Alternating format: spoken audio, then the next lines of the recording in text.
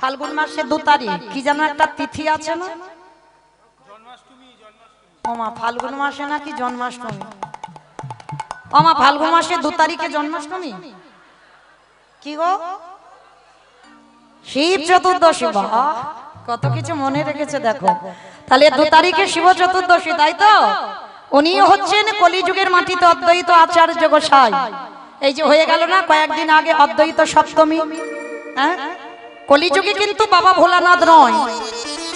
আচ্ছা মা, এই শিব চতুর্দশী ব্রত কতজন করবেন একবার হাতটা তোলেন তো দেখি একবার। বাহ, মানে অনেকেই আমরা করি। আচ্ছা, এই যেটা চলে গেল যে তিথিটা অদ্বৈত সপ্তমী, কতজন করেছেন এবার হাতটা তোলেন? আর উঠবে না তেমন। কেন উঠবে না?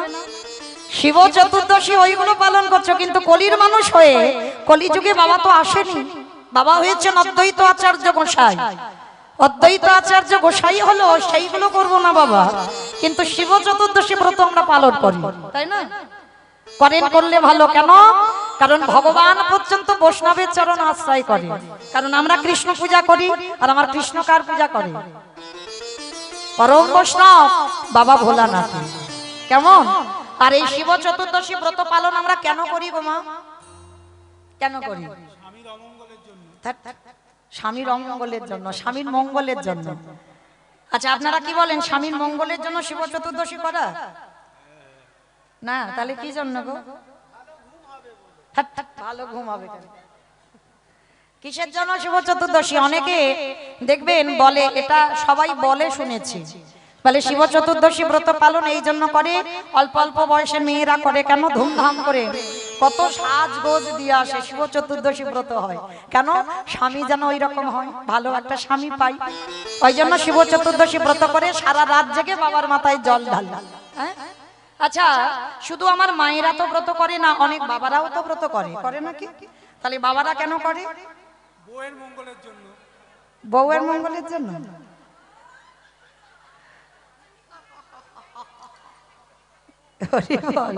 না, কোনদিন আমার বাবারা দাদা ভাইরা ব্রত করে বউয়ের মঙ্গলের জন্য নয়, ভালো বউ পাবার জন্য নয়। আর আমরা ব্রত করি স্বামীর মঙ্গলের জন্য নয়, ও স্বামী পাবার জন্য নয়। তিনি হচ্ছেন পরম বৈষ্ণব, ত্রিলোকের পরম বৈষ্ণব ভগবান কৃষ্ণ, যার চরণ আশ্রয় করে। আর সেই বৈষ্ণবের চরণ আশ্রয় করলে কি হবে? তার কাছে ব্রত রেখে আমরা একটাই প্রার্থনা করব, হে বৈষ্ণব, আমাদেরকে সবাইকে যেন কৃষ্ণ প্রেম ভক্তি দান করো। নিতাই গৌর প্রেমানন্দে হরি বল। তুমি যেমন পরম বৈষ্ণব, তোমার চরণ ভজন করব। বেশি তো আয়োজন নয়, একটা বাতাসা, বেলপাতা, দুধ, গঙ্গা জল ঢেলেই একটাই প্রার্থনা করবে, হে ভোলানাথ, তোমার চরণে নিবেদন, আমাদের যেন কৃষ্ণ প্রেম ভক্তি আসে, আর কিছু নয়। এর জন্য কৃষ্ণ প্রেম ভক্তির জন্য ব্রত পালন করা, আর অন্য কিছু কারণের জন্য নয়। তাহলে তিনি হয়েছেন কলিযুগে অদ্বৈত আচার্য গোসাই। আর তানারই প্রণামে একটা একটা করে সচিমার 10-10টা ছেলে চলে গেল। তাহলে কি বললাম? কাঁদালে কাঁদিতে হয়, এ কথাটা মিথ্যা নয়। এই যে আমরা কীর্তনিয়ারা বলছি মা, ভালো করে ভেবে দেখেন, সচিমা মানে আপনাদের আমাদের মতো মা নয়, যে ভগবানের মা। সেই ভগবানের মাকে কেন বাবা 10-10টা ছেলে মেয়ে হারাতে হলো? প্রথম গর্ভে 8টা মেয়ে মরে গেল, বড় ছেলেটা সন্ন্যাসে গেল, ছোট ছেলে নিমাই সেও সন্ন্যাসে গেল, আমরা সবাই জানি। তাহলে ভগবানের মা 10-10টা ছেলে বাবা, একটাও সন্তান কোলের কাছে রইল না কেন? শুধু একটা কথা মাথায় রেখে দিও মা, কাঁদালে কাঁদিতে হয়, এ কথাটা মিথ্যা নয়। তুমি যদি জীবনে কারোরে না কাঁদাও, তোমার জীবনে তো কান্না আসবে না। তুমি জীবনে যদি কাউকে কষ্ট না দাও, দুঃখ না দাও, ব্যথা বেদনা না দাও, এ জন্মে তুমি জীবনে দুঃখ কষ্ট পাবে না। আমরা অনেক অনেক মানুষ মনে করি বাবা এ জন্মে একটা অপরাধ করেছি, কেউ জানে না, আমি একা ছাড়া কেউ জানে না। সেই অপরাধের শাস্তি এ জন্মে হবে না। এ জন্মে যে তুমি শাস্তি পাবে তা নয়, কারণ এ জন্মে হয়তো তোমার পূর্ণের ভরা বেশি আছে। এ জন্মে তুমি পাপের শাস্তিটা পাবে না। যেমন মহাভারতে গান্ধারী, 108 জন্ম আগে একটা অপরাধ করেছিল ভাবেন আপনারা, আমরা তো তুচ্ছ। 108 জন্ম আগে অন্ধ ধৃতরাষ্ট্র আর গান্ধারী ছিল মা ব্রাহ্মণ আর ব্রাহ্মণী। বিয়ের পরে হয় কাল রাত্রি, তার পরের দিনে হয় ফুলসজ্জার রাত। তো ফুলসজ্জার রাত্রিতে ব্রাহ্মণ ব্রাহ্মণী শয়নে গেছে। আর যখন ব্রাহ্মণ ব্রাহ্মণী শয়নে গেল, উপরে দেখছে বাবা একটা মাকড়সা জাল বিস্তার করে আছে। মাকড়সাটা গর্ভবতী। দেখবেন যারা মাকড়সা দেখেছেন, বড় বড় মাকড়সার পেটে একটা সাদা রঙের থলি ঝোলে না, মাকড়সার পেটে ডিম। তা মাকড়সাটা ঘুরে বেড়াচ্ছে। ব্রাহ্মণী বাসর ঘরে শয়নে যাবে, ব্রাহ্মণকে ডেকে বলল, ব্রাহ্মণ তুমি আমি যদি শয়নে যাই, ওই মাকড়সায় দর্শন করবে, তাই কৃপা করে তুমি মাকড়সাটাকে পেরে দাও। তো যখনই ব্রাহ্মণী আবদার করেছে ব্রাহ্মণের কাছে, ওই বাসর ঘরে ব্রাহ্মণীর হাতে মাকড়সাটাকে পেরে দিল। আর ব্রাহ্মণী কি করেছিল জানো? ওই মাকড়সাটাকে ধরে পেটে থেকে থলিটা টেনে ছিঁড়ে নিয়েছিল। শুধু টেনে ছিঁড়ে নিল না, ওই থলিটা যখনই মাটিতে আছাড় দিল, ছোট্ট ছোট্ট ডিম বাইর হলো। আর যখনই ডিম বাইর হলো, ওই মাকড়সা উপরে তো বেয়ে বেড়াচ্ছে, ডিমগুলো মাটিতে পড়ে আছে। আর ব্রাহ্মণী কি করলো জানো? আনন্দে গদগদ হয়ে ওই বাম পায়ের বৃদ্ধ আঙুলে দিয়ে ওই ডিমগুলোকে টিপে টিপে মারছে। কি গো মায়েরা, পিঁপড়ে লাইন দিয়ে গেলে অনেকে আছে না, পা দিয়ে একটু ঘষে দেয়। অপরাধ নিও না, এটাই তো শিক্ষা বাবা। রামায়ণ বলো, মহাভারত বলো, যারা শাস্ত্র জ্ঞানী হবে, যারা আত্মজ্ঞানী হয়, তারা এইগুলো থেকে বাবা সব সময় দূরে থাকে। মাকড়সার ডিমগুলোকে মারছে, ছটফট করে ছেলেগুলো মারা যাচ্ছে। ওই মাকড়সা উপরে বসে বসে কাঁদছে আর বলছে, দয়াময় তুমি তো আমার খাট দিলে না, পালঙ্ক দিলে না, তুমি আমার থাকার জায়গা দিয়েছো ওখানে। তাহলে বিনা অপরাধে ওই ব্রাহ্মণী আমাকে কেমন পুত্রহারা করে দিল দেখো। ওরা পৃথিবীর আলো বাতাস পেল না। তবে একদিনে যদি আমি তোমাকে কায় অনুবাদকে ডেকে থাকি, আমার ক্ষুদ্র জীবনও হতে পারে, আমার ক্ষুদ্র প্রাণ হতে পারে। একদিনের জন্য যদি তোমায় ডেকে থাকি, ওই ব্রাহ্মণীকে অভিশাপ দিলাম, আজ যেমন আমি কাঁদছি, কথা দিলাম ওই ব্রাহ্মণীকেও আমার মতো একদিন না একদিন শত শত পুত্র হারাতে হবে, হবে, হবে। মাকড়সা অভিশাপ দিল, ভেবে দেখেন মা, 108 জন্ম আগে ভগবান বলল তথাস্তু, কথা দিলাম। এ জন্মে নয়, এর পরের জন্মে নয়, তারপরের জন্মে নয়, কারণ ব্রাহ্মণীর এত পূর্ণ সঞ্চয় আছে। মাকড়সা তোমার কথা এখন ফলবে না, তবে কথা দিলাম কোনো না কোনো জন্মে ওই ব্রাহ্মণীকে তোমার মতো পুত্র হারাতে হবে। সেই 108 জন্ম কারার অপরাধ ফিরে এলো বাবা অন্ধ ধৃতরাষ্ট্র আর মাতা গান্ধারী। একটা নয়, দুটো নয়, তিনটে নয়, কটা ছেলে হারালো কুরুক্ষেত্রের মাঠে? 100টা ছেলে। আর একটা মাত্র মেয়ে ছিল যার নাম দুঃশলা। সে জামাতাকে ও জয়দ্রথকেও প্রাণ হারাতে হলো। তাহলে ভালো করে চিন্তা করে দেখেন, সামান্য মাকড়সার ডিমকে মেরে, তাহলে ভাবতে পারছেন না জানি ভগবান আমাদের কি বিধান করে রেখেছে।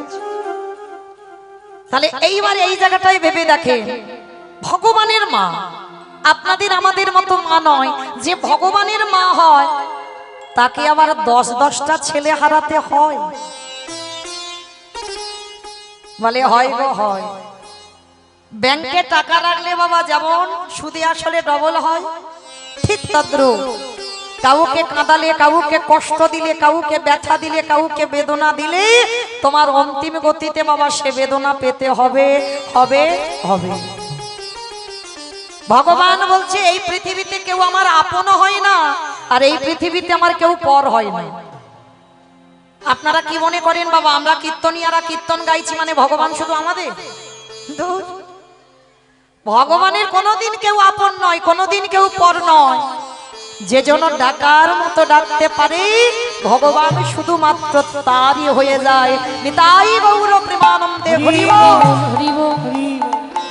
ভক্তি যার কৃষ্ণ তার সর্বশাস্ত্রে কয়, ভক্তি না থাকিলে কৃষ্ণ দেখিও বা কি বা হয়। আমি সব আচার মেনে চললাম বাবা, সব আচার, কিন্তু আমার হৃদয়ে কৃষ্ণ প্রেম ভক্তি নাই। কোটি জনম মাথা ঠুকলেও কৃপা হবে না।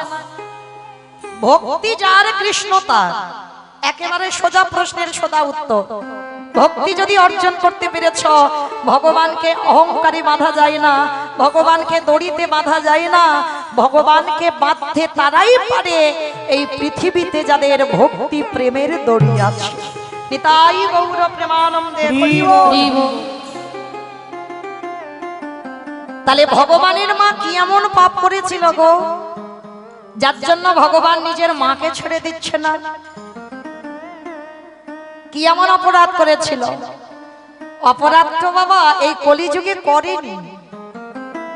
ওই যেমন গান্ধারী 108 জনম আগে অপরাধ করলো, ভগবানের মা সচী ঠাকুরানী অপরাধটা তো কলিযুগে নয়, করেছিল কবে জানো? ত্রেতা যুগে রঘুপতি রামচন্দ্রের অবতার। মন দিয়ে শুনবেন মা, রাম অবতারই অপরাধ করেছিল। কি অপরাধ? যেদিন রামের রাজ্য অভিষেক হবে, অযোধ্যায় চারিদিক আলোয় আলোকিত হয়ে গেল, রামের অভিষেক হবে।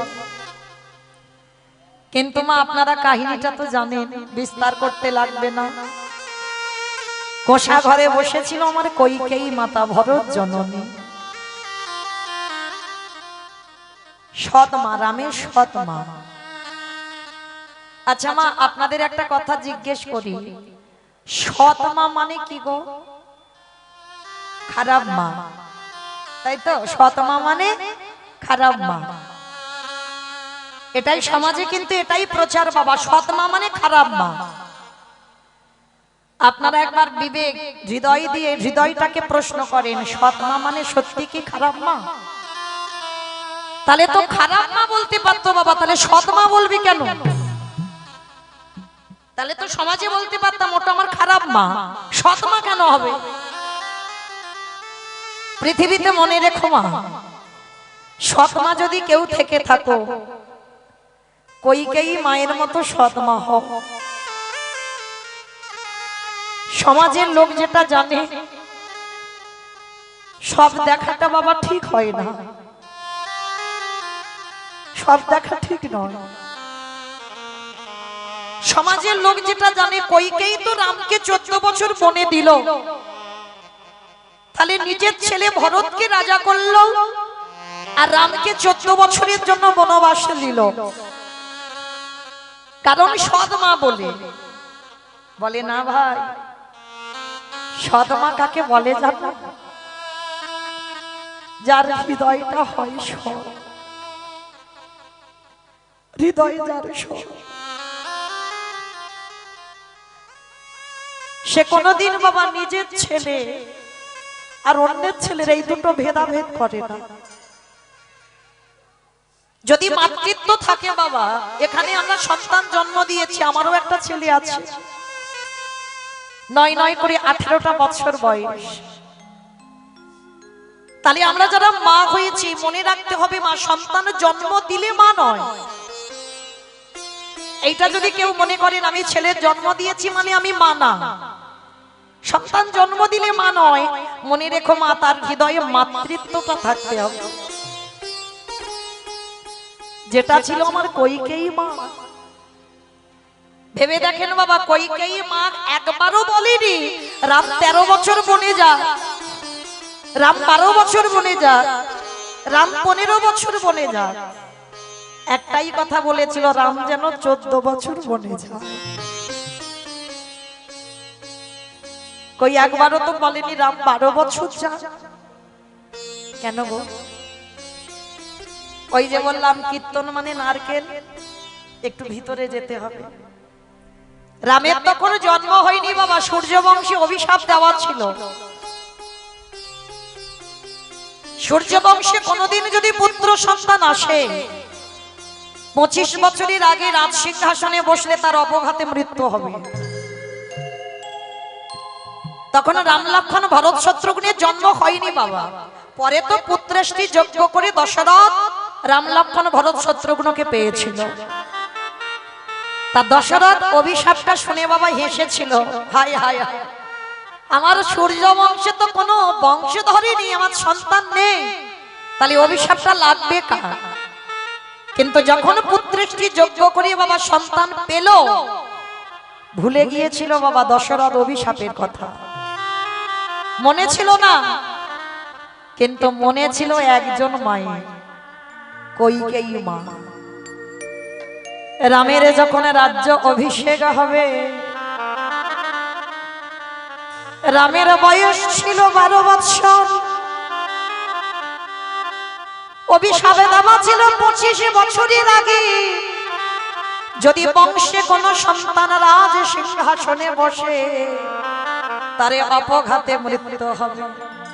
কইকেয়ী মা ঘরের মধ্যে গিয়ে ভালো করে হিসাব করে দেখে নিল, এখন রামের 12 বছর বয়স, আর 14 বছর যদি বনে যায় তাহলে কত হবে মা? 14 আর 12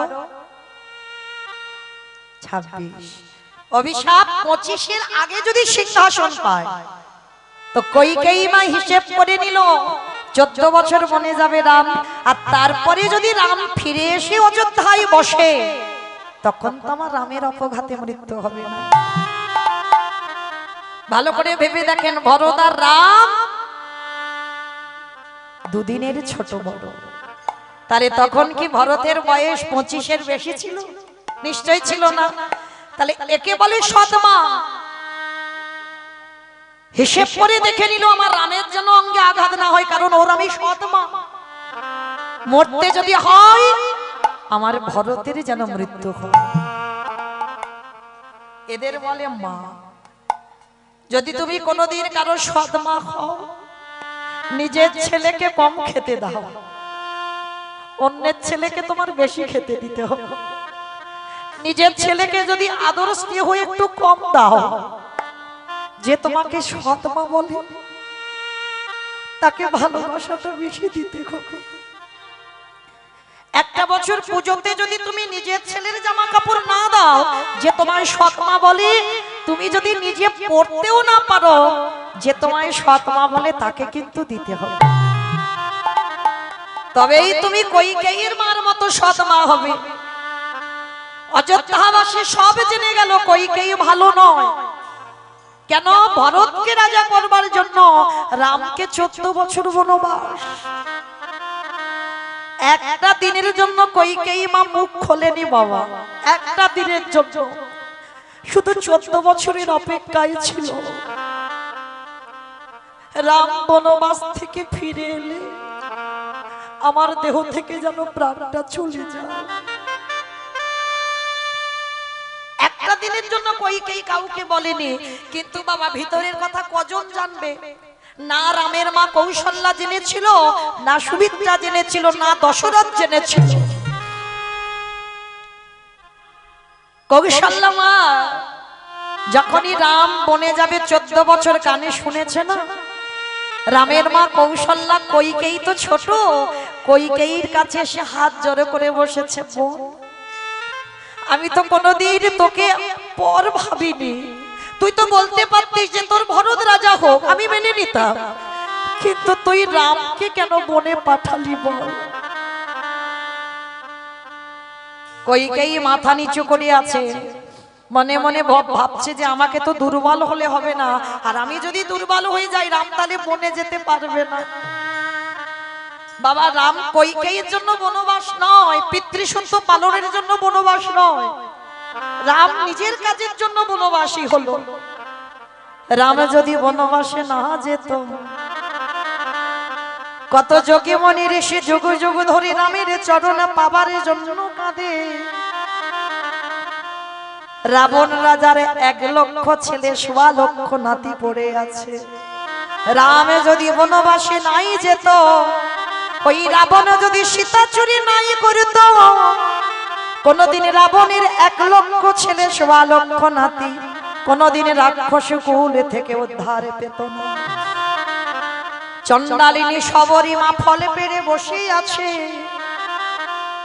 যদি ওই রামচন্দ্র বন মাঝে না যেত, ওই পঞ্চবটির বনে শবরী মায়ের সঙ্গে দেখা না হতো, তাহলে শবরী মাকে কোনোদিন ওই চণ্ডাল কুল থেকে উদ্ধার করতে পারত না। আর ওই শবরীর হাত থেকে এঁঠো ফল খাবারের জন্য ছুটে গেল। কেন জানো? জগৎকে দেখাতে চাইল আমি জাতের বিচার আমি করি না। যে যে জাতি হোক না কেন, আমি জাতের বিচার করি না গো। আস্তে তাহলে সেদিন আমার কৌশল্যা কইকেয়ীর দুটো চরণ তলে পড়ে বলল, কইকেয়ী আমার রামকে তুই বনে পাঠালি? হ্যাঁ পাঠালাম। আমার ভরত রাজা হবে, আমি রাজ্যের রাজমাতা হব। অহংকার করে বলল। সেই সময় কৌশল্যা কেঁদে বলেছিল, ওরে রাম রে, সত্যি যদি আমায় মা মা বলে থাকিস, তুই আমাকে স্পর্শ করে প্রতিজ্ঞা কর, এর পরের জন্মে তুই আমার গর্ভে আসবি না রা। কথা দে বাবা, এর পরের জন্মে তোর বিমাতা কইকেয়ীর গর্ভে আসবি। রাম চমকে উঠে বলছে, মা তুমি বলছো কি? আমাকে পাবার জন্য যোগীগণ যোগী পাই না, মুনিগণ মুনি পাই না, ধ্যানীগণ ধ্যানে পাই না, ব্রহ্মা ব্রহ্মলোকে পাই না, শিব শিবলোকে পাই না, ইন্দ্র ইন্দ্রলোকে পাই না। আর তুমি কি না বলছো সেই চরণ পেয়ে আমি তোমার পরের জন্মে তোমার গর্ভে আসবো না? বলে না, আসতে যদি হয় বিমাতা কইকেয়ীর গর্ভে আসবি, তবে কথা দে বাবা আসবি বটে, কোনদিন মাতৃদুগ্ধ পান করবি না। হরি এই প্রতাই গৌর প্রেমানন্দে করিব, হরি বল হরি বল। এই প্রতিজ্ঞা করে যাবে, কোনদিন মাতৃদুগ্ধ পানে করবি না। কথা দে তোর বিমাতার গর্ভে যাবি কিন্তু স্তন দুগ্ধ পান করবি না। রাম বলল, কথা দিলাম মা, তোমার কথা শিরোধার্য করি, ওই পরের জন্মে আমি আমার কইকেয়ী মাতার গর্ভে যাব। আস্তে এই জায়গাটা শুনলেন, এইবার একটা একটা করে হিসাব করে নেবেন বাবা। সেই কইকেয়ী মাতা পরের জন্মে কে হলো? ওই দেবকী মা। দেবকী মা কংসের কারাগারে ছটা ছটা সন্তান হলো। কংস মামা একটা একটা পাশানে মেরে তাদের প্রাণ নিয়ে নিল। সপ্তম গর্ভে এলো আমাদের বলরাম, বসুদেবের প্রথম পত্নী রোহিণীর গর্ভে চালনা করলো। আর অষ্টম গর্ভে কে এলো?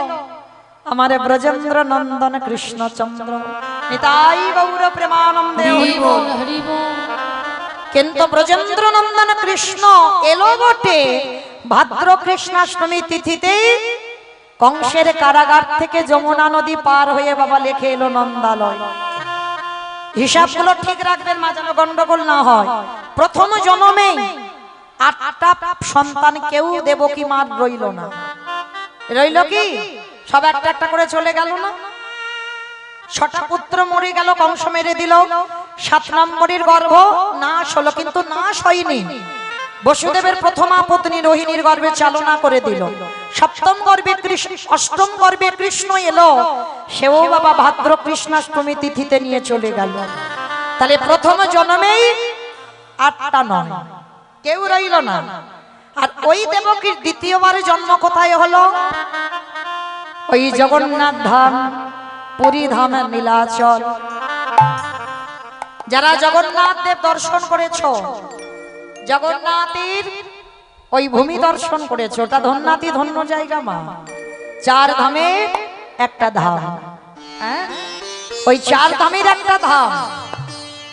তা আজকের সেই জগন্নাথ ধামে যারা গেছো, জগন্নাথ দেখবার আগে বাবা মনে রাখতে হবে তাদেরকে 18 নালা দেখতে হবে। আমরা অনেকে তো নিয়ম জানি না। 18 নালা দেখতে হবে, তারপরে গরুর ধ্বস্তম্ভ দেখতে হবে, তারপরে দেখতে হবে আমার জগন্নাথজিকে। কে গো মায়েরা 18 নালা দেখেছো? দেখেছো? 18 নালার উপর দিয়ে গাড়ি যায়, আমরা বুঝতে পারি না। এখন তার সেই রকম 18 নালা নেই বাবা, পানা পুকুরে ভরপুর, সব পানা ভর্তি হয়ে গেছে। কিন্তু হলেও তবু দর্শন করতে হবে। কেন? ওই 18 নালার সৃষ্টিটা কি করে জানো? এই 18 নালাটা হলো কি করে? ওই 18 নালাটা জানো, 18টা ছেলের রক্ত পড়েছে, 18টা ছেলের মাথা দেওয়া আছে। ওই ব্রিজের উপরে একটা করে বিম তৈরি হয়েছে, 18টা ছেলের মাথা দেওয়া আছে। সেই 18টা ছেলে কার? ইন্দ্রদম্ন রাজা জগন্নাথের কাছে মানত করেছিল, প্রভু আমার অবর্তমানে তোমার সেবা দেবে কে? জগন্নাথের কাছে গুন্ডিচা মা কেঁদে কেঁদে বলেছিল, আমায় পুত্র দাও, পুত্র দাও, পুত্র দাও। 18 বার বলল। জগন্নাথ কৃপা করে দিল বাবা 18টা সন্তান।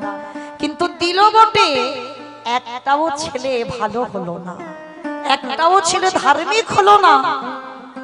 মানে সকাল হলে গুন্ডিচা ইন্দ্রদম্ন রাজার কান পাতা দায় হয়ে যায়। হ্যাঁ, তখন চিন্তায় পড়ে গেল যে 18টা ছেলে উদ্ধার পাবে কি করে। আবার জগন্নাথের কাছে গেল, হে জগন্নাথ, এমন সন্তান চাইলাম, আর এমন সন্তান দিলে যাদের জন্য আমার কান পাতা দায় হয়ে যাচ্ছে সকালবেলা। আর এখন যারা আমরা পুরী ধামে যাই বাবা, এখন তো নদী পার হতে হয় না। এখন পুরী ধামে গিয়ে রথ 3টে আছে। আর যখন কারার কথা বলছি তখন 6খানা রথ ছিল। মানে 3টে রথ ওদিকে থাকতো, আর নদী পার হয়ে যেটা ওই 18 নালা, ওখানে নৌকাতে করে যাতায়াত হতো। তো ইন্দ্রদম্ন রাজা ভাবলো, আমি তো রাজা, তাহলে সবাই তো নৌকাতে চড়তে পারবে না। তো সবাই যখন নৌকাতে চড়তে পারবে না, একটা কাজ করা হোক, ওই নদীটার উপরে যদি আমি একটা ব্রিজ করে দিই, সেতু করে দিই, তাহলে ভক্তদের যাতায়াতের অসুবিধা হবে না। রাজার ভাবনা তো, বলে এটা তো মন্দ নয়, হোক। কাজ শুরু হয়েছে বাবা, ব্রিজ তৈরি হবে, সেতু তৈরি হবে। কিন্তু কাজ শুরু হলে কি হবে? যতবার একটা একটা করে বিম তৈরি করে, ওই বিমটা কি হয়? ভেঙে আবার নদীতে মিশে যায়। কিছুতেই বিম তৈরি করতেই পারছে না। ইন্দ্রদম্ন রাজা ছুটে গেল, হে জগন্নাথ, তুমি বলে দাও কি করলে? আমি তো আমার জন্য নয়, জগতে যাতে সবার সুবিধা হয় তার জন্য সেতু নির্মাণ করছি, হচ্ছে না কেন? জগন্নাথ দৈববাণী করল, ইন্দ্রদম্ন, তুমি সেতু সেই দিন তৈরি করতে পারবে যদি তুমি ওই বিমের মাথাতে একটা করে নরবলি দিতে পারো। মানে প্রতিটা মাথাতে একটা করে নরবলি দিতে হবে। ভেবে দেখেন মা, এত বড় কথা আমার জগন্নাথ বলতে পারে? কিন্তু বলেছিল কেন? তার কারণ তো ছিল। ওই যে গুন্ডিচা মা কেঁদে বলেছিল না, আমার 18 ছেলে উদ্ধার পাবে কি করে? ওরা উদ্ধার পাবে কি করে? ওরা মুক্তি পাবে কি করে? আর মুক্তি পাওয়ার জন্য জগন্নাথের এই ছলনাটা করা। ইন্দ্রদম্ন রাজা মনে মনে ভাবলেন, তাহলে যতগুলো সেতু হবে,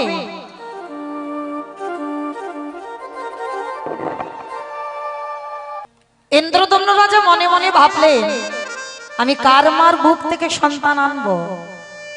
কেমন পিতা দেখেন, কেমন ধর্মকে আশ্রয় করেছিল। আমি কার মার বুক থেকে সন্তান আনবো? আমার নিজেরই তো 18টা ছেলে আছে। ইন্দ্রদম্ন রাজা কি করেছিল জানো? একটা একটা করে নিজ পুত্র একটা একটা করে বলি দেয়। আর যখনই একটা একটা করে বলি দিচ্ছে,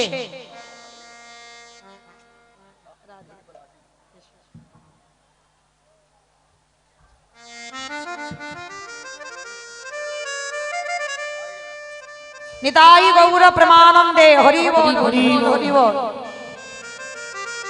ইন্দ্রদম্ন রাজা ভাবলো, আমার নিজেরই তো 18টা ছেলে আছে, আমি অন্যের ঘরে যাব কেন? গুন্ডিচা মার কোল থেকে একটা একটা করে সন্তান নিয়ে একটা একটা করে সন্তান নিয়ে 17টা ছেলেকে বলি দিয়েছে বাবা। 17টা ওই বিম তৈরি হয়েছে একটা একটা করে বিমের মাথাতে। বলেন মা, কোনো মা থাকতে পারবে? ছোট্ট ছেলেটাকে আঁকলে রেখে দিয়েছে। স্বামী, আমি কোনোদিন তোমার ধর্ম কাজে বাধা দিইনি, আমি কোনোদিন তোমায় বলিনি আমি ধর্ম কাজে বাধা হয়ে দাঁড়াবো, কিন্তু আমার 17টা ছেলেকে বলি দিলে তুমি আমার একটা ছেলেকে কোলে রেখে দাও। ইন্দ্রদম্ন রাজা রেগে গিয়ে বলল, গুন্ডিছা, এতদিন পরে তুমি আমার ধর্ম কাজে বাধা দিয়েছ, কারণ আমি কোনো মায়ের সন্তানকে আনতে পারি না, কারণ আমার নিজের ঘরেই সন্তান আছে, তাই একটা একটা করে ভীমের মাথাতে আমার একটা একটা করে সন্তান বলি দিলাম। আর তুমি যখন আমারই সহধর্মিনী হয়ে আমার ধর্ম কাজে বাধা দিলেই আজকে থেকে তোমার সঙ্গ আমি ত্যাগ করলাম। আলাদা করে গুন্ডিচার জন্য ঘর বানিয়ে দিল মা, যেটা জগন্নাথের এখন যাবে মাসির বাড়ি। জগন্নাথের মাসির বাড়ি। মাসি হলো কি করে? কোল থেকে কেড়ে নিল 18টা ছেলে, চোখের সামনে মা দেখলো বলি দিয়ে 18টা বিম তৈরি হলো, সেতু নির্মাণ সম্পূর্ণ হয়ে গেল। 18টা ছেলে রক্তেতে হয়ে গেল 18 নালা। কিন্তু প্রশ্ন এখানে রয়ে যায় বাবা, জগন্নাথ কি করে পারলো এত বড় কঠিন শাস্তি দিতে? বলে এটা শাস্তি নয় মা, 18টা ছেলেকে উদ্ধার করতে হবে না, কারণ একটাও ছেলে বাবা ধর্মকে আঁকড়ে ধরেনি, সব অধর্মী। গুন্ডিচা কেঁদেছিল, মা হয়ে কেঁদেছিল, আমার 18টা ছেলে মুক্তি পাবে কি করে? তাই তো আজকের 18টা ছেলের ওই বিমের মাথাতে দিয়ে দিল। কেন? সাধু গুরু বৈষ্ণব যখন ওই 18 নালার উপরে দিকে খেটে যাবে, যদি কোনো ভাগ্যক্রমে একজন প্রকৃত বৈষ্ণব প্রকৃত ভক্তির পদধূলা পেয়ে যায়, তাদের পূর্বপুরুষ উদ্ধার পাবে। নিতাই ভক্ত তোমার হরিবল পেয়ে যায় গো, তাদের পূর্বপুরুষ উদ্ধার হয় গো। 18টা ছেলে বলি দিয়ে মা কেঁদে কেঁদে অন্ধ, বসে বসে কাঁদছে, কেউ কি নেই আমার মা বলার মতো। আর মনে রাখবে মা, আমরা জানি জগতে মায়ের পরেই তো মাসির জায়গা হয় না? মা যেমন ভালোবাসে মাসি ঠিক তেমন। তা যেই না আমার গুন্ডিচা মা কাঁদছে, আর আমার মন্দিরের সে বিগ্রহ থাকতে পারে? সন্তান রূপ ধারণ করে এসেছে গুন্ডিচা মাসির ঘরে। মাগো, মা গুন্ডিচা তখন কেঁদে কেঁদে অন্ধ, ভালো করে চোখে দেখতে পায় না। কে কি আমায় মা বলে ডাকতি রে বাবা? আমার তো মা বলে ডাকার মতো আর কেউ নেই। আমার কোল শূন্য করে 18 নালা তৈরি হয়ে গেল, আমার আর কেউ নেই। কে বলেছে কেউ নেই? এই জগতে যারে কেহ থাকে না, মাগো আমি আছি তার। কে তুই? আমি তো দেখতে পাচ্ছি না, কারণ আমি তো দৃষ্টি নেই আমার। সর্বাঙ্গে হাত বুলিয়েছে, আমি তোমার জগন্নাথ। জগন্নাথ, যেই না জগন্নাথ বলেছে, গুন্ডিচা ধুলাই লুটিয়ে পড়েছে। দেখতে এসেছিস আমি কত সুখে বসে আছি, আমার একটাও কোলের কাছে মা বলা সম্পদ রইল না। দেখতে এসেছিস না মাসি, আমি তোমার কাছে এসে তোমার হাতেই খেতে এসেছি। পারবি আমার কাছে থাকতে, আমার সন্তান হয়ে? পারব, কথা দিলাম মাসি। যতদিন এই পৃথিবী থাকবে, এই পৃথিবী যতদিন থাকবে, আমি কথা দিলাম, আমি 9টা দিনে তোমার কাছে এসে তোমার হাতে সেবা পাবো। এই প্রতিজ্ঞা নিতাই গৌর প্রেমানন্দে করিব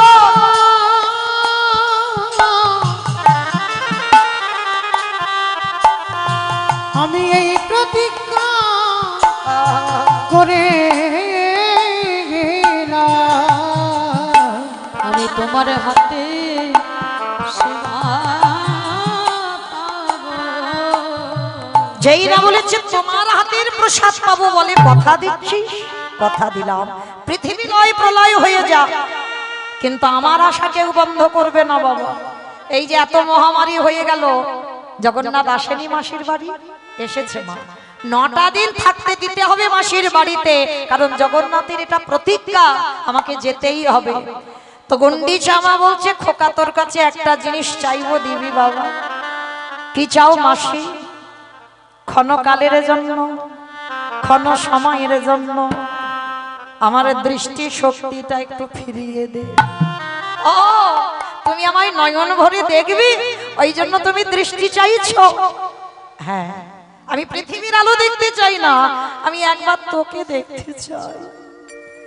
যেই না করুণা সিন্ধু ভগবান করুণার হাতটা নিয়ে মাসির চোখেতে বুলাইয়ে দিল, সঙ্গে সঙ্গে দৃষ্টি শক্তি ফিরে পেল। আরে যেই দৃষ্টি ফিরে পেল, সাক্ষাতে দেখে না পুত্র রূপে জগন্নাথ দাঁড়ায় আছে। ওরে জগন্নাথ তাই গৌর প্রেমানন্দে হরিব, হরিব, হরিব।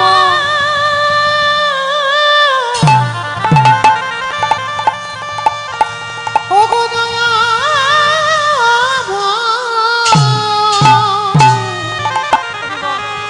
ওগো কৃপা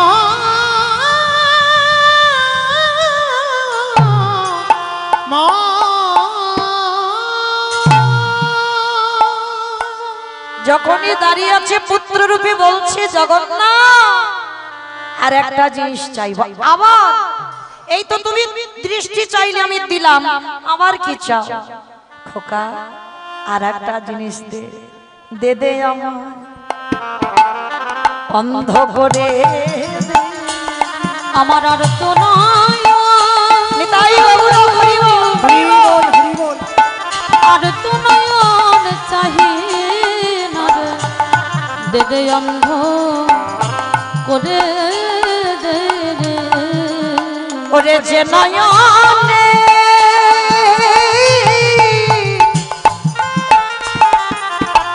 যে নয়নে একেবারে কৃষ্ণ রূপে দেখা হয়ে যায়, সেই নয়ন তো আর কিছু দেখতে চাই না। তাই তোর চরণে আমি জানাই রাগলাম, দে দে আমার অন্ধ করে দে। আমি যে এমন নয়ন তাই গৌর প্রেমানন্দে করিব, আমি তো আর তো নয়ন চাহি না রে। আমায় দে দে অন্ধ করে দে রে। আস্তে মায়েরা হিসাবগুলো রাখছেন তো ঠিক ঠিক। প্রথমে দেবকী হয়ে 8টা, দ্বিতীয়বারে জন্ম নিল গুন্ডিচা হয়ে 18টা, তাহলে কটা হলো? হিসাবগুলো ঠিক রাখবেন। তাহলে দুটো জন্ম হয়ে গেল, 3 নম্বরের জন্মটা হলো কোথায়? এই নদিয়ার মাঝে, যিনি হলেন শচী ঠাকুরানী মা। প্রথমে গর্ভে 8টা কন্যা সন্তান হলো। অদ্বৈত আচার্যের প্রণামে দেহ রাগলো, নবম গর্ভে বিশ্বরূপ এলো। অদ্বৈতের প্রণামে চলে গেল সন্ন্যাসে। দশম গর্ভে নিমাই এলো, 24 বছর বয়সে চলে গেল সর্বত্যাগী সন্ন্যাসী। কি গো মায়েরা, তাহলে হিসাবগুলো কত হলো? একবার শুধু রামকে 14 বছর বনে পাঠিয়েছিল, 14 বছরের পরে রাম ফিরে এলো। কিন্তু রামের মার অভিশাপে, কৌশল্যার অভিশাপে কইকেয়ীকে যতবার জন্ম নিতে হলো, একটাও সন্তান কোলের কাছে রইল না। প্রথমবারে 8টা সন্তান চলে গেল, দ্বিতীয় জন্মে 18টা সন্তান চলে গেল, তৃতীয় জন্মে 10টা ছেলে মেয়ে চলে গেল। আর কার প্রণামে গেল? যিনি হচ্ছেন অদ্বৈত আচার্য গোসাই, শান্তিপুরে বাবলা। আপনাদের কাছাকাছি বাবা, শান্তিপুরে বাবলায় আজকের ওই অদ্বৈত আচার্যের শ্রীপাদ। ওনারই প্রণামে দেহ রেখেছিল বাবা একটা একটা করে সন্তান। কেন জানো? তিনি তো পরম বৈষ্ণব।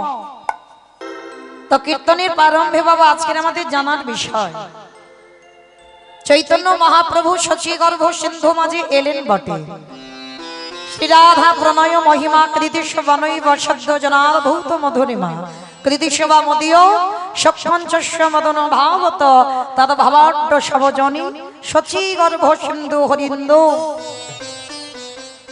গোবিন্দের গো শ্রীমতী রাধারানীর রানী রাধা কৃষ্ণ একাত্মা দুই দেখো ধরি অনন্য বিলাস রস আস্বাদন করি। এই দুই ভাবে চৈতন্য গোসাই ভাব রস আস্বাদিতে দোহে এক ওঠায়। মানে রাধা কৃষ্ণ একাত্মা হয়ে কলিযুগে হয়েছেন শ্রীকৃষ্ণ চৈতন্য মহাপ্রভু। মায়ের নাম হলো শচী ঠাকুরানী, বাবার নাম হলেন জগন্নাথ মিশ্র। কিন্তু মা শচী, বাবা জগন্নাথ। কিন্তু এই জগৎ সংসারী বাবা আমরা অনেকেই জানি না যে শচী মায়ের প্রথম গর্ভের ছেলে কিন্তু নিমাই নন। যারা এখানে শাস্ত্র জ্ঞানী, যারা গ্রন্থ পড়েন, প্রথম গর্ভের ছেলে তো নিমাই নয়। শচী মার 10 নম্বরের সন্তান হচ্ছে নিমাই। শচী মার প্রথম একটা নয় দুটো নয় বাবা, 8টা কন্যা সন্তান হয়েছিল। একটা নয় দুটো নয় তিনটে নয়, 8টা কন্যা সন্তান, মানে মেয়ে সন্তান হলো প্রথম। ওই 8টা কন্যা সন্তান শচীমার কোলে মারা যায়। তারপরে নবম গর্ভে এসেছিল বিশ্বরূপ, সে ছেলেও 16 বৎসর বয়সে মাকে কাঁদিয়ে সন্ন্যাসে চলে গেল। 24 বছর বয়সে ছেলে নিমাই, দশম গর্ভের ছেলে। সে নিমাই এসেও বাবা 24 বছর বয়সে মাকে কাঁদিয়ে চিরজনমের মতো সন্ন্যাসী হলো। তাহলে এই জায়গাটা মা যারা যারা কীর্তন শুনছেন একবার অনুভব করবেন। শুধু ওই জায়গাটাই বসে আমরা কীর্তনিয়ারা একটা কাহিনী বলে গেলাম আর কাহিনীটা শুনে বাড়িতে চলে গেলাম হবে না, হৃদয়ঙ্গ করতে হবে। সবার আগে মনে রাখতে হবে মা কীর্তন বিষয়টা হচ্ছে একটু নারকেলের মতো। কি বাবা নারকেল দেখেছো তো? বলে তা দেখবো না, সবাই নারকেল দেখেছি। তো যারা যারা নারকেল দেখেছো মা, দেখবে নারকেলের বাইরে একটা খোসা আছে, খোসাটা ছাড়ালে কি নারকেল পাবে? কখনো নয়। ভিতরে গিয়ে দেখবে বাবা বাইরের থেকে আরো শক্ত বেশি। কি মা শক্ত নয়? সেই শক্ত জিনিসটাকে ভাঙতে হবে, সাদা রঙের শ্বাসটা টেনে ছাড়াতে হবে। তারপরে যদি আস্বাদন করতে পারো তারপরে বুঝবে মা নারকেলের স্বাদ কেমন। এই কীর্তন বিষয়টা মা ঠিক ওই রকম। শুধু একটা কাহিনী শুনে গানে নিয়ে শুনে নেই চলে গেলে হবে না, হৃদয়ঙ্গ করতে হবে আগে। খবরদার মায়েরা, কারোর ঘাড়েতে চাপিয়ে দিও না যে অমুকের জন্য আমার জীবন বরবাদ হয়ে গেল। অনেকে আছে জগতে বলে অমুকের জন্য আমার জীবনটা বরবাদ। বলে না ভাই, তোমার কর্মের শাস্তি তুমি নিজেই ভোগ করছো। কি মা এটা আমি তো বললাম না, আপনারা শুনেই তো বুঝতে পারলেন। গান্ধারী পেল, অন্ধ ধৃতরাষ্ট্র পেল, শচী মা ভগবানের মতো মা, আপনাদের আমাদের মতো নয়, সেই মা পেল, দেবকী মা পেল, গুন্ডিচা মা পেল। তাহলে শাস্তি তাদেরকে ছাড়েনি। আর আপনারা আমরা যেমন যেমন কর্ম করব, কর্মের শাস্তি আমাদের পেতে হবে হবে হবে। নিতাই গৌর প্রেমানন্দ। হরি বল হরি বল। তাহলে আজকে সেই চৈতন্য মহাপ্রভু তো একা নয়, কথা দিয়েছিল মা, আমি কথা দিলাম আমি সন্ন্যাসী যাব না যতদিন না তুমি আমায় বলবে। তবে সন্ন্যাসী গেলেও 3টে জায়গায় আমি থাকবো। কোথায়? প্রথম হলো রাঘবের আলয়ে, নিত্যানন্দ নরতনে, শচী মায়ের রন্ধনশালে। ও মায়েরা, রান্নার স্বাদ ভালো হবে, একটা কায়দা বলে যায়। যার রান্না যত খারাপ হোক না কেন একটা কায়দা করবে, রান্না করার সময় একবার শচী ঠাকুরানীকে স্মরণ করবেন। কারণ নিমাই সন্ন্যাসে যাওয়ার আগে মায়ের কাছে প্রতিজ্ঞা করে গেল 3 জায়গায় থাকবো, রাঘবের আলয়ে, নিত্যানন্দ নর্তনে, শচী মায়ের রন্ধনশালে। এই জগৎ সংসারে যদি রন্ধন করতে করতে শচী মাতাকে কেউ স্মরণ করে, তারা রান্নার স্বাদ নাকি ভালো হয় গো। যদি শচী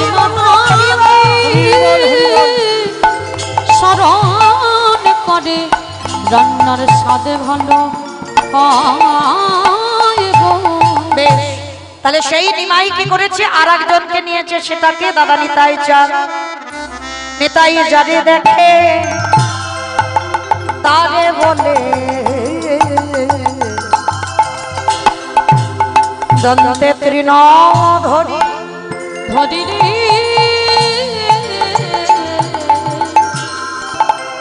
যারে দেখে তারে বলে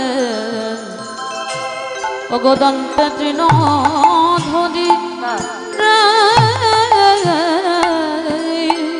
ওগো তোমরা আমারে তোমরা আমারে কিনে নালা কিনি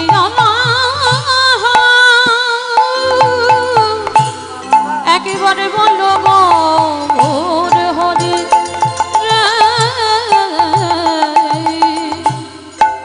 আজকে নিতাই চাঁদ কি করেছে জানো সোনার অঙ্গখানা সুরধনী গঙ্গারে তীরে দাঁড়ায় যারে দেখে তারে পদ ধরে বলে তোরা একেবারে হরি বল কৃষ্ণ বল তোদের মানব জনম ধন্য খাবে যদি একেবারে গুরু চরণ আশ্রয় করে যদি একেবারে হা গৌর প্রাণ গৌর বলে কাঁদতে পারো আজকে সেই নিতাই চা নবদ্বীপের অলিতে গলিতে গিয়ে বলছে তোদের ঘরে বাসন মাজব তোদের ঘরে আমি বাটনা পেটে দেব তোদের ঘরে আমি কাপড়ে কেচে দেব তোরা যা বলবি আমি তাই শুনবো কিন্তু তোদেরকে কিছু মাইনে দিতে হবে না তোরা শুধু একবার কৃষ্ণ নাম হরি নাম বললে হবে নিতাই গৌর প্রেমানন্দ তোরা আমারে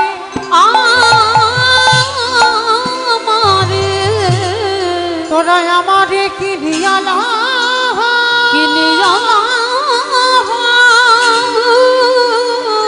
একেবারে ভালো গো বুড়ি হরি হরে আস্তে নিতাই চাঁদ কি করেছে জানো ওই নবদ্বীপের অলিতে গলিতে গিয়ে সবার হাতে ধরে পায়ে ধরে বলছে তোরা একবার কৃষ্ণ বল এত বলি নিতাই চাঁদ ভূমি গড়ি যায় রে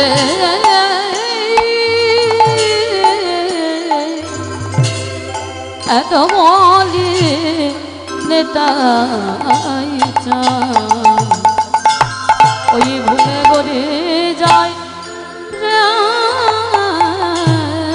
ওগো সোনার সোনার পর্বত জানো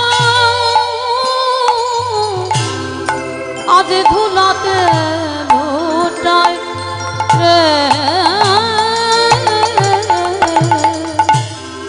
হেন অবতারে যার রতি না জন্মিল রতি না জন্মিল ওগো দাস লোচন বলে সেই পাপি এলো আর এলো গেল দাসলোচন বলে সে পাপি এলো ইহা গেল রে লোচন বলে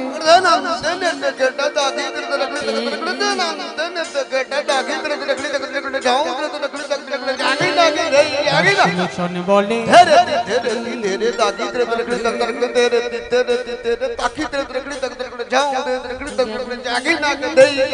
লোচন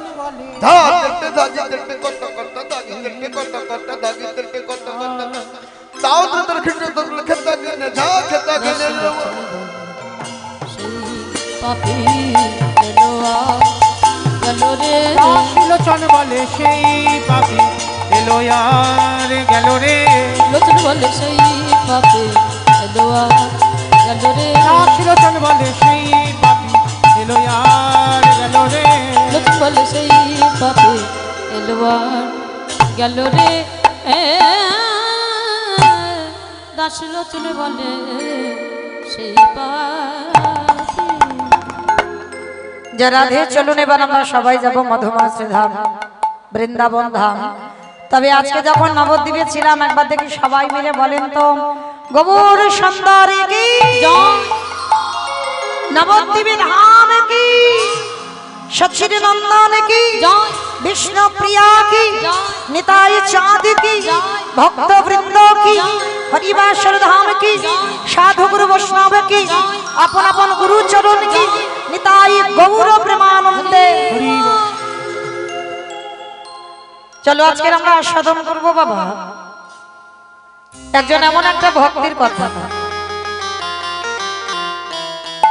এই যে আমরা কথাইতে বলি না, ভগবানকে ভালোবাসতে গেলে উচ্চ বংশে জন্ম নিতে হবে, তবে ভগবানকে ভালোবাসা যাবে। কিন্তু ভগবান কোনোদিন বলেনি বাবা উচ্চ বংশে জন্ম নিয়ে শুধু আমায় ভালোবাসলে আমি তারে দেখা দেব। আজকের আমার বদর থেকে লীলাটা শুনলে বুঝতে পারবেন ভগবান কোনোদিন মন্দিরে থাকে না, ভগবান থাকেন কোথায়।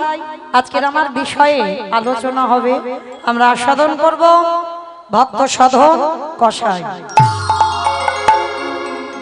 এই যে ভক্ত সাধন কষায় ভালো করে আস্বাদন করবেন বাবা। ভক্তটার বাড়ি ছিল উত্তর প্রদেশ। এই উত্তর প্রদেশে যেখানে বাবা বৃন্দাবন, উত্তর প্রদেশ মানে বৃন্দাবন, যে বৃন্দাবনে আমার শ্রীমতী রাধারানীর আঙিনা বর্ষানা। আর এই বৃন্দাবনে যারা গেছেন সেখানে গেলেই তো বাবা একটা কথা, যার বাবার সম্পত্তি সেখানে কি আমরা কৃষ্ণ নাম নয়, যার বাবার সম্পত্তি সেইখানে দাঁড়িয়ে বাবা আমাদের রাধা নাম করতে হবে। কেন উত্তরপ্রদেশে গিয়ে রাধা নাম করতে হবে? কেন? সম্পত্তিটা নন্দ রাজার, তাহলে সেখানে তার ছেলের নাম হওয়া উচিত ছিল কৃষ্ণ নাম করব। সেখানে রাধা রানী মানে নন্দ রাজার ওখান থেকে কৃষ্ণের বাড়ি থেকে বর্ষানা অনেক দূর, তাহলে সেই বর্ষানায় রাধা রানীর বাড়ি, তাহলে সেখানে রাধা রানীকে আমি বৃন্দাবনে এখানে এনে রাখবো কেন? কারণ জানতে হবে রাধা রানী হলেন জগতে আশ্রয়। গোবিন্দ আমার 100 বছর রাধা রানীকে এমনি এমনি কাঁদাইনি, সবটার পিছনে কারণ ছিল। শুধু রাধা রানী একা কেঁদেছে তো তা নয়, আমার গোবিন্দকে কষ্ট পাইনি, রাধা রানীর থেকে 1000 গুণে বেশি কষ্ট পেয়েছে। তথাপিও রাধা রানীকে 100 বছর কাঁদিয়েছে। কেন? যখন আমার রাধা রানীর সঙ্গে আমার গোবিন্দের সাক্ষাৎ হলো না, প্রশ্ন করেছিল, আচ্ছা বধূ, যে রাধা রানীকে এক পলক না দেখে তুমি থাকতে পারো না, যে রাধা রানী জলের কলসি জল ভর্তি থাকে জল ফেলে তোমাকে দেখবার জন্য যমুনার ঘাটে যায়, শুধু একবার ওই কালো বদন দেখবার জন্য, আর তুমি জানা সত্ত্বেও শ্রীরামের দ্বারা অভিশাপে আমাকে 100 বছর কাঁদালে কেন গো? সবই তো তোমার ইচ্ছাতে হয়, তুমি কেন কাঁদিয়েছো আমায়? গোবিন্দ আমার হেসে বলেছিল, রাধে গো, এই জগতে তুমি হলে আশ্রয় তত্ত্ব, আমি হলাম বিষয় তত্ত্ব। রাধে গো, এই জগতে তুমি আশ্রয় হয়ে জগৎকে শিখিয়ে দেবে তোমার মতো করে। যদি কেউ একবার হা কৃষ্ণ প্রাণ কৃষ্ণ বলে কাঁদিতে পারে, তারই অচিরে কৃষ্ণ প্রাপ্তি পাবে। কৃষ্ণ বলে অচিরে কৃষ্ণ প্রাপ্তি হবে। বলি রাধে গো,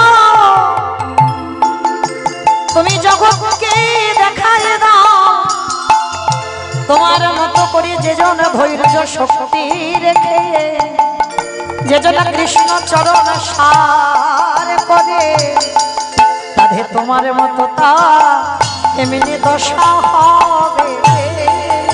যেজন কৃষ্ণ চরণ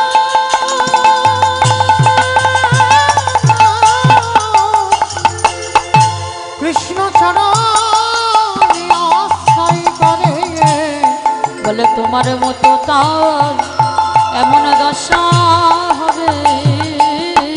ও মায়েরা, রাধারানী বলে রাখেনি আমার কথা কবে যে আমার মতো হবে সে, অত সোজা নয়। যারা যারা আমার রাধাচরণ আশ্রয় করে গোবিন্দকে ভালোবাসবে তাকে দ্বিচারিণী কলঙ্কিনী অসতী নামটা কাঁধে নিয়ে ঘুরে বেড়াতে হবে। তো আজকে জগৎ সংসারে সেই রাধারানী হলেন আশ্রয় তত্ত্ব, গোবিন্দ হলেন বিষয় তত্ত্ব। গোবিন্দ বললেন আমি এ জন্মে নয়, আমি রাধা দাস রাধা দাস রাধা দাস। তিনবার ত্রিসত্য অঙ্গীকার করলো, আমি রাধা দাস রাধা দাস রাধা দাস। ইহাতে সন্দেহ যার কোটি যুগ ভজয়ে বিফল জনমতা।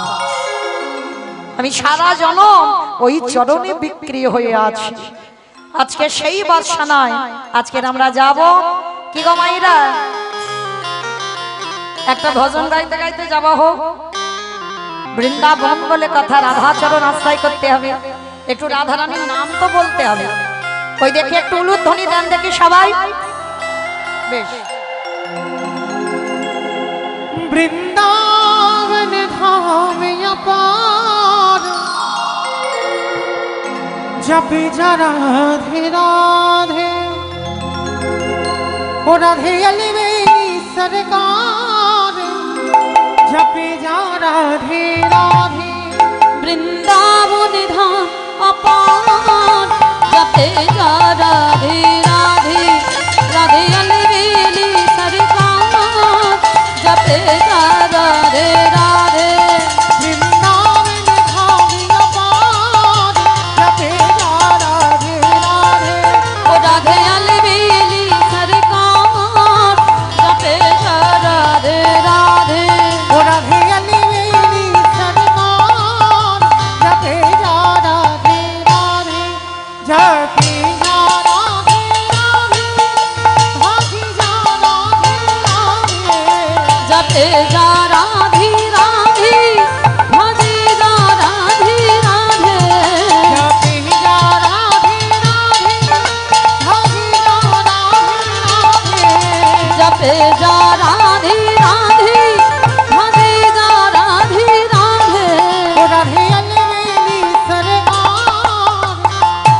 আস্তে মায়েরা, আমি আর আমার সম্প্রদায় যাব, আপনারা যাবেন না?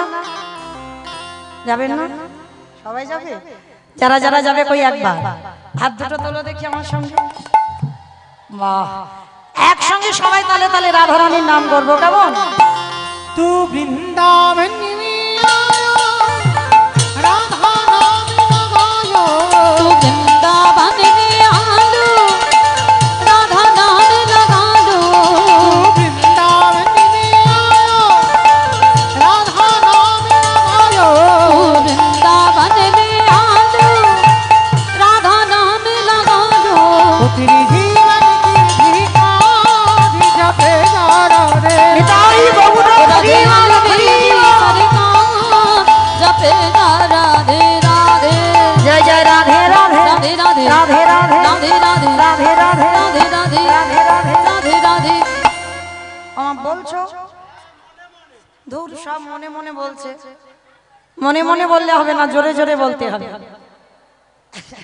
আমায়রা আর আশা হয় বা না হয়, ওই যে যোগ একবার আসে বিয়োগ হলে হাত যোগে ফেরে না।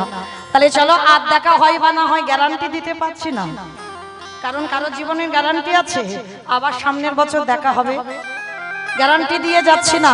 তো আজ যদি কোনোদিন দেখা না হয়, চলো দেখি একসঙ্গে সবাই জোরে জোরে বলবে আমার সঙ্গে, কেমন? আমার সম্প্রদায় বলবে না, আমি বলবো, আপনারা বলবেন, কেমন? জয় জয় রাধে রাধে राधे राधे রাধে রাধে राधे राधे राधे राधे राधे राधे।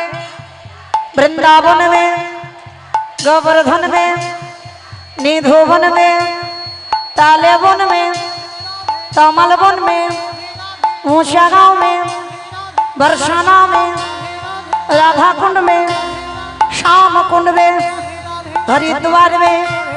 प्रेम से बोलो, भाव से बोलो, जोर से बोलो, बांके बिहारी। वृंदावन धाम अपार, जपे जा राधे निताई गौर हरि बोलो, हरि राधे बोलो, हरि बोलो। अलवेली सरकार, जपे जा राधे राधे। जपे जा राधे राधे। जपे जा राधे राधे। प्रेम से बोलो राधा रानी की। जय। আমি বলবো বলবো না, আপনারা বলেন জয়টা ঠিক হলো কি হয়নি? শরীর আর চলছে না, বলো কত জয় দেব, দিতে দিতে ক্লান্ত হয়ে যাচ্ছে কত দিন ধরে, তাই না? আচ্ছা বেশ আমা, আমি তো আজ জ্বালাবো না, এই তো আর কয়েকটা ঘন্টা, কতক্ষণ আছে আর 45 মিনিট, মানে বেশিক্ষণ নেই, চলে যাব। আচ্ছা যাওয়ার সময় মায়েরা গলাটা ছেড়ে দেন দেখি একবার, একটু জোরে বলবেন কেমন, যেমন শাশুড়ি বৌমাতে ঝগড়া টগড়া হয় ওই রকম, বলো রাধা রানী কি, তার মানে ঝগড়া হয়। বৃন্দাবনের সদী কি, যমুনা মাইয়া কি, নন্দ গাঁও কি, উঁচা গাঁও কি, বর্ষা নাম কি, ভক্তবৃন্দ কি, হরিবাসর ধাম কি, সাধু গুরু বৈষ্ণব কি, আপন আপন গুরুচরণ কি, নিতাই গৌর প্রেমানন্দ। চলুন আমরা আজকে সবাই চলে যাব আজ এই অক্রধপ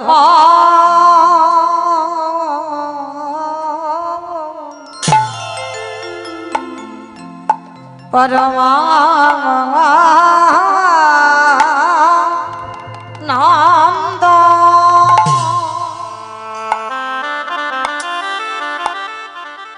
আজ এই অক্রধপ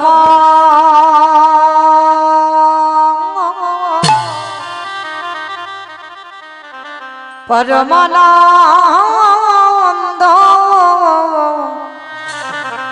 প্রভু আমার নিত্য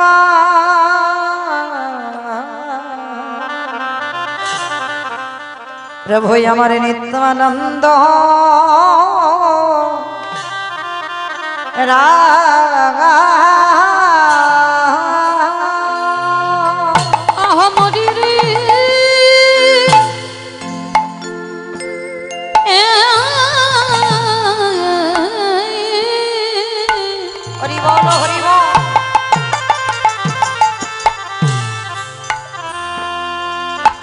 আমার আমার গো হরে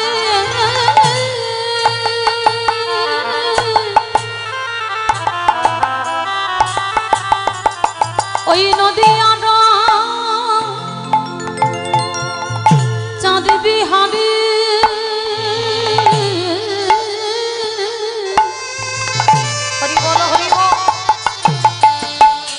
আমার সচির নন্দন গো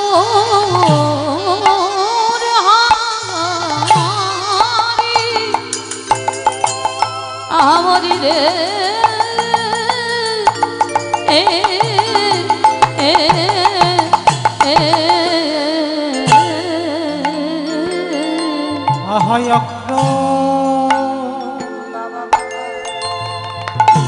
অক্রধপা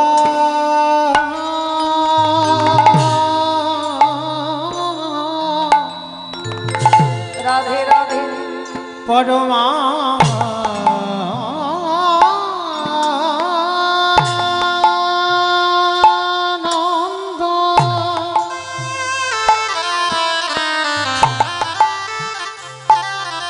আহাই অক্রধপা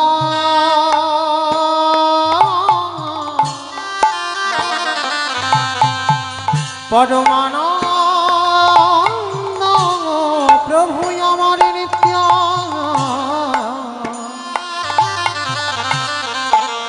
আমার নিত্যানন্দ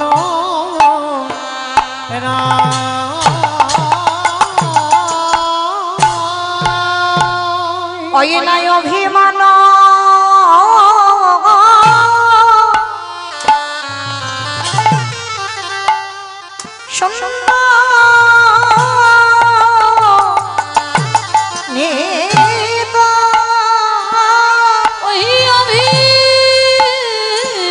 ধ্বনি হয় না প্রেম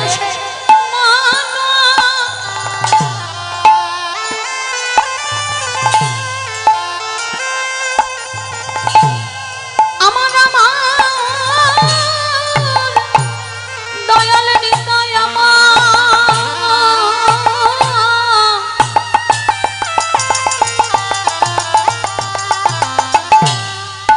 এই কলির জীবকে উদ্ধারের লাগে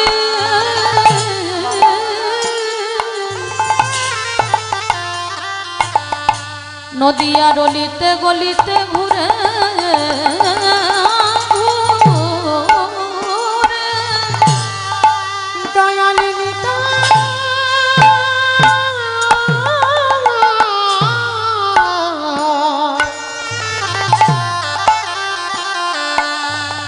জীবের হাতে ধরে পায়ে পড়ে না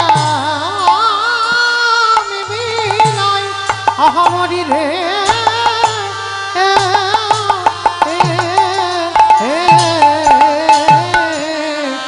আহায় অভিমান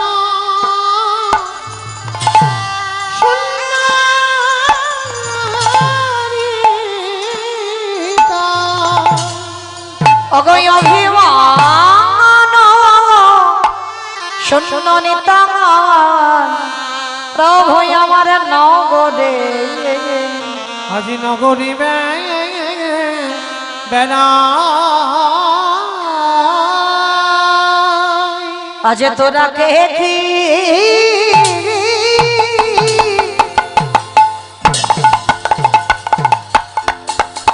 কে নিবি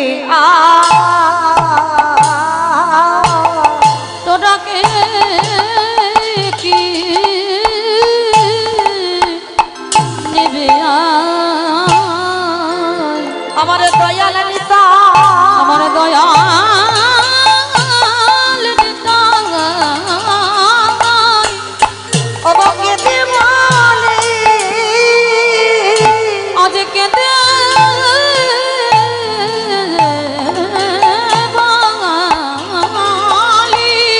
তোরা কে কি নিবি প্রভু আমার দারে দারে নাম বিলাইছে প্রভু আমার দাদে দাদে নাম বিলাইছে ওই জীবের হাতে ধরে পাইব প্রভু দাদে দাদে নাম বিলাইছে এই জীবের হাতে ধরে পাইব প্রভু দাদে দাদে নাম বিলাইছে আমাদের হবে না আর হবার না হবে না আর হবার নয় আমাদের হবে না আর হবার না হবে না আর হবার নয় এমন কবরে বলা সাধের জন্য হবে না আর হবার নয় এমন দেবী দুর্গা মানবের জন্য হবে না আর হবার নয় একেবারে ধনী দাও ধনী দাও ধনী দাও ধনী দাও একেবারে ধনী দাও ধনী দাও ধনী দাও ধনী দাও বলি ধনী দিলে ধনী পাবে ধনী দাও ধনী দাও আমাদের মানব জনম সফল হবে ধনী দাও ধনী দাও বলি ধনী দিলে জনম ধন্য হবে ধনী দাও ধনী দাও বলি হবে না আর হবার না হবে না আর হবার নয় আমার পায়ে ধরা গৌর করি হবে না আর হবার নয় আমার হাতে ধরা গৌর করি হবে না আর হবার নয় ওই না যেচে সিধি নাম দিলা হবে না আর হবার নয় এই রাধা প্রেমে আসানো না হবে না আর হবার নয় বলি এমন পতি দব তাহারা হবে না আর হবার নয় এই কলির জীবে উদ্ধার দিতে হবে না আর হবার নয় এই কৃষ্ণ প্রেমে প্রসাদ দিতে হবে না আর হবার নয় এই হরি নামে আশা দিতে হবে না আর হবার নয় এ যে প্রকৃতই প্রকৃতি সেই যে প্রকৃতই প্রকৃতি এ যে প্রকৃতই প্রকৃতি সেই যে প্রকৃতই প্রকৃতি বলি রাধা কৃষ্ণ একাকৃতি প্রকৃতই প্রকৃতি বলি রাধা কৃষ্ণ একাকৃতি প্রকৃতই প্রকৃতি তাই তো গৌর হয়ে এসেছে গৌর হয়ে এসেছে তাই তো গৌর হয়ে এসেছে গৌর হয়ে এসেছে ওই বহু তনু মিলিত গৌর হয়ে ওই এসেছে না বহু তনু এক হয়ে গৌর হয়ে এসেছে মুখে জয় রাধে শ্রী রাধে গৌর হয়ে এসেছে গৌর হয়ে এসেছে গৌর হয়ে এসেছে বিজয় রাধে শ্রী রাধে বলে গৌর হয়ে এসেছে গো গৌর হয়ে এসেছে আহায় অভিমান শূন্য অভিমান শূন্য নিদায় আজ নগরে রাম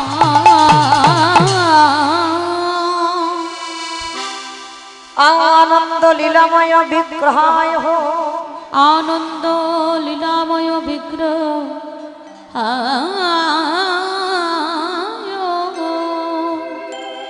হে মাভ দীপ্তিমাৎসরি সুন্দরায় হে মাভ দিব্য ছবি সুন্দর তস্মাই মহাপ্রেম রস প্রদায় চৈতন্য চন্দ্রায় নমো নমস্তে চৈতন্য চন্দ্রায় চৈতন্য চন্দ্রায় নমো নমস্তে মুখম করতি বাচন মুখং করতি বাচল পঙ্গোলংহায়তে গিরি পঙ্গুলংহায়তে গিরি যত কৃপা তমহং বন্দে তমহং বন্দে পরমানন্দ হে মাধব পরমানন্দ হে মাধব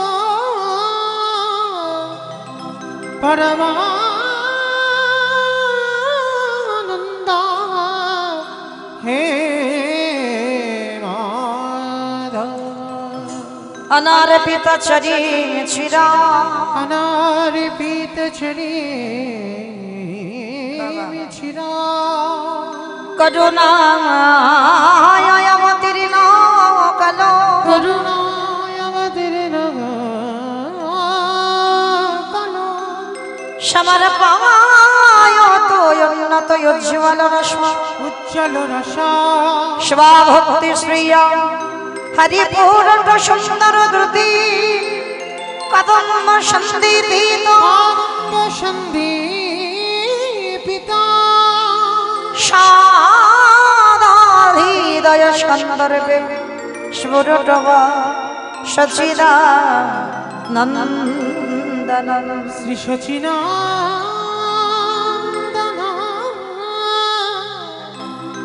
শ্রী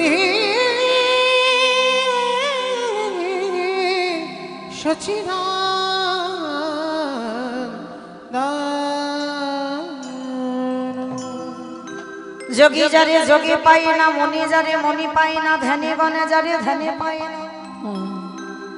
এহেন বঞ্চিত ধন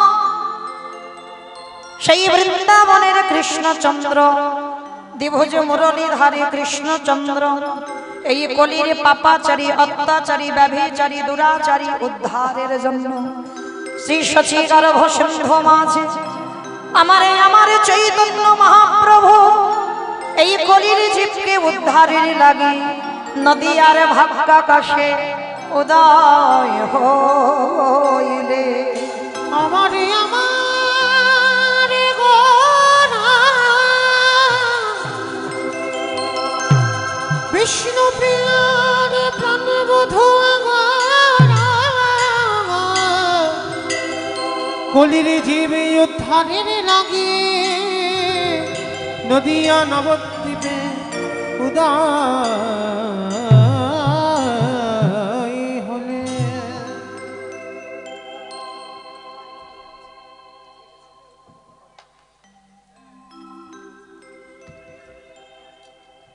যারা সমবেত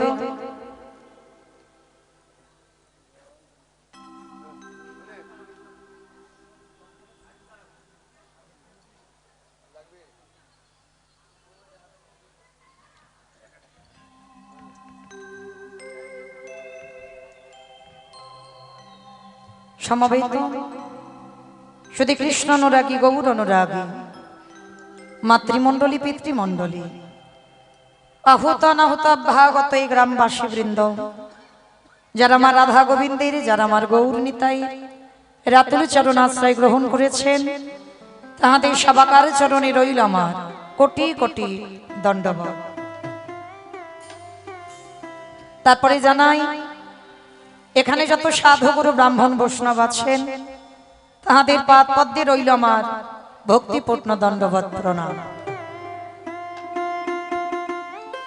তারপরে জানাই বাবা, আমি আমার পিতামাতার চরণে, আমার শিক্ষা গুরু দীক্ষা গুরুর চরণে অনন্ত কোটি কোটি দণ্ডবত প্রণাম। তারপরে যাদের কথা না বললে বাবা সব থেকে বড় ভুল হবে, সব থেকে বড় অপরাধ হবে, যে দাদা ভাই, যে বাবা ঠাকুর ভাইদের ঐক্লান্তিক প্রচেষ্টায় আজকের মহানাম যজ্ঞানুষ্ঠান, আমার মতো অধম কীর্তনায় মৌমিতা ঘোষ, আমি আমার সম্প্রদায়ের তরফ থেকে সর্বাগ্যে তাদের চরণে জানালাম ভক্তিপূর্ণ দণ্ডবত প্রণাম। একটু উলুধ্বনি মায়েরা প্রেম শেষ।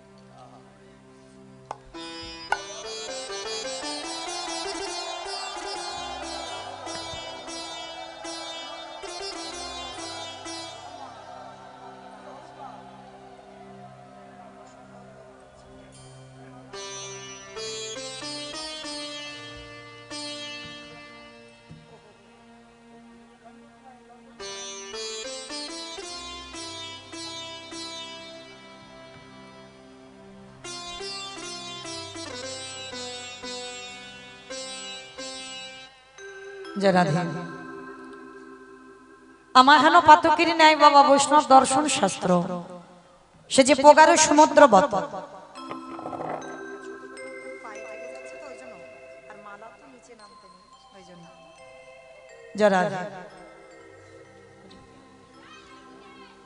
ছোট করে নিতে হলো মা, মানে পায়ে ঠেকে যাচ্ছে তো অপরাধ, হাঁটুর নিচে নয়, ওই জন্য একটু ছোট করে নিলাম। যাই হোক, আমার হেন পাতকির ন্যায় বৈষ্ণব দর্শন শাস্ত্র পোগার সমুদ্র বত, সেই সমুদ্র মধ্যে যে তত্ত্বরূপ রত্নটা লুকানো আছে, আমার পক্ষে একটা অনুপযুক্ত ডুবুরির সম্ভব নয়। সেই তত্ত্বরূপ রত্নকে সমুদ্র বক্ষ থেকে উদ্ধার করবার, তথাপি আপনাদের মতো সাধুগুরু বৈষ্ণব, আপনাদের মতো পিতামাতার পদতলে যখন দাঁড়িয়েছি, আপনাদের মতো গুরুজনদের পদধূলা শিরোধার্য করে গৌর গোবিন্দের কৃপা মাথায় নিয়ে, পিতামাতার আশীর্বাদ মাথায় নিয়ে আজকে শুরু করব ভগবানের সেই মধুর নাম। তবে নাম বলতে গিয়ে অনেক ভুল ত্রুটি হবে, বা হবে কেন, অবশ্যই করব। নিজ নিজ সন্তান মনে করে, নিজ নিজ ভগ্নী মনে করে সেই ভুল ত্রুটিকে ক্ষমা করে দেবেন।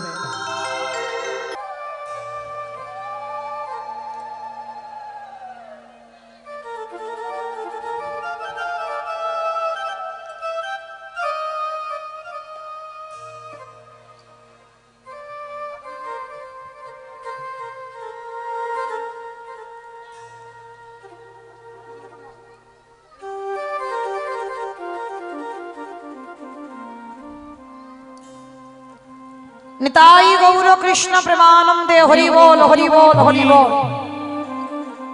যে রাধে, এ দান গ্রহণ করবার ক্ষমতা যোগ্যতা আমার নাই মা। যে দান আমার রাধারানীর চরণে নিবেদন করলেন, আমার রাধারানী যেন ভক্তের মনোবাসনা পূর্ণ করে দেন। নিতাই গৌর প্রেমানন্দে, হরি বল। বেশ, কৃষ্ণপদ ঘোষ মহাশয়, যিনি আমাদের এই কমিটির সম্পাদক, পুষ্পান্ন আজকে দান করেছেন আমার গোবিন্দ সেবার জন্য। বেশ পুষ্পান্ন দান করেছেন কৃষ্ণপদ ঘোষ মহাশয়, আমাদের কমিটির সম্পাদক। আর বিকালবেলা সিঙ্গারা প্রসাদ দান করেছেন। প্রেম সে বলো নিতাই গৌর প্রেমানন্দে, হরি হরি বল।